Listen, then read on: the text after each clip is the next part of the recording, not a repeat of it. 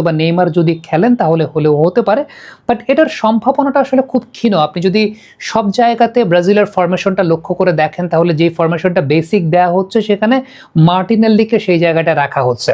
Martinelli সেই জায়গাটায় আছেন এবং তাকে দিয়েই হয়তোবা স্টার্ট করাতে পারেন না কার্লো আনচেলত্তি, এরকম একটা কথা।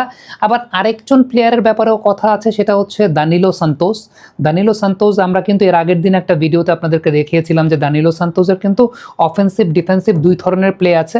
তিনি ক্রিয়েটিভ পাসিংটা করতে পারেন বেশ ভালো এবং ভিনি জুনিয়রকে কমপ্লিমেন্ট করার ক্ষেত্রে ওই জায়গাটাতে ভালো হেল্প তিনি করলেও করতে পারেন, বাট আবার অনেক ভুলও করেন, অনেক মিস্টেকও করে ফেলেন। দেখা যায় যে ফিজিক্যাল ফুটবল খেলতে গিয়ে অনেক সময় অনেক জায়গাতে ফাউল করে বসেন, যেগুলো খুব ডেঞ্জারাস প্লের জায়গা হয়। তবে আমার কাছে কেন যেন ব্যক্তিগতভাবে একটা বিষয় মনে হয় যে সব কিছু তো একটা বলা হচ্ছে যে মার্টিনেল্লি ওই জায়গাটায় খেলবেন না, কিংবা অনেকে বলছেন যে হয়তো বা দানিলো সান্তোসকে খেলানো হতে পারে। হোয়াট এভার ইট ইজ, আমার কাছে এই ম্যাচটাতে এডারসনের ভূমিকাটা অনেক গুরুত্বপূর্ণ মনে হয়। এডারসনকে ব্রাজিল এখন